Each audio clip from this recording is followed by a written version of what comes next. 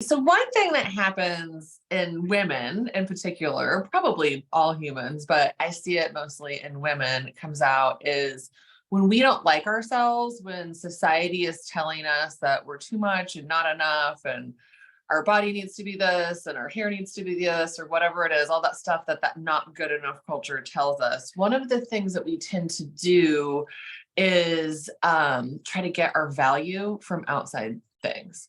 And one of the most common ways of doing that is kind of putting everybody else's needs in front of our own. Like we get a lot of value, we get a lot of gold stars, we get a lot of those little like adrenaline hits when we feel needed, right? But what happens is then we don't make space for ourselves because we start chasing that my worth is tied up in being the fixer. My worth is tied up in being the helper. My worth is tied up in being the daughter or the sister or the friend that can take care of all the things for you. And then where does that leave us? Right. And that's where this thing of boundaries comes in, because there's actually a way to show up in that compassion and still have your own worth, but in a way that like you get to love you, yourself, and the other person at the same time. Setting healthy boundaries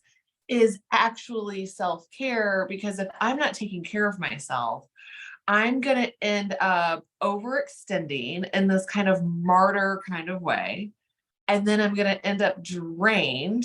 So I'm either going to overextend out of guilt or out of like trying to get some sort of worthiness hook, or just because I don't know that there's any other way, right? It's just simply this pattern that I'm stuck in.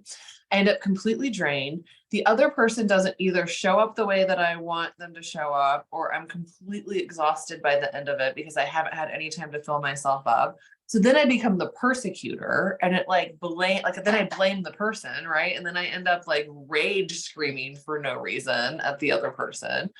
And it's all because I didn't have very good boundaries to take care of my needs, right? Or I had the story in my head telling me it was selfish.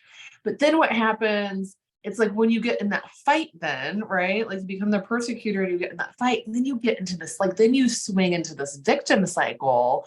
It's like, oh, poor me. Look at this. I do all this stuff for all this other people and they just treat me like shit. Or I do all this stuff for all this other people and, like that sort of thing. And so we end up in this like martyr, persecutor, victim cycle where no one wins.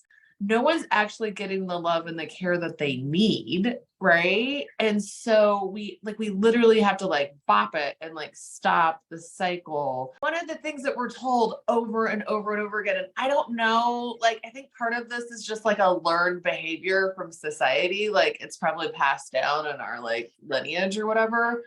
Or we can blame it on the Puritans, because I tend to blame everything on them. They're an easy hit in American culture, but um it's, you feel selfish, right? Like the story that you get is like, I can't do this or I will be selfish. I can't go to this dance class because I'll be a bad mom. I have to like drop everything to put my kids in front of me, to put my significant other in front of me. Like we get this message that we're selfish, selfish, selfish, selfish, selfish.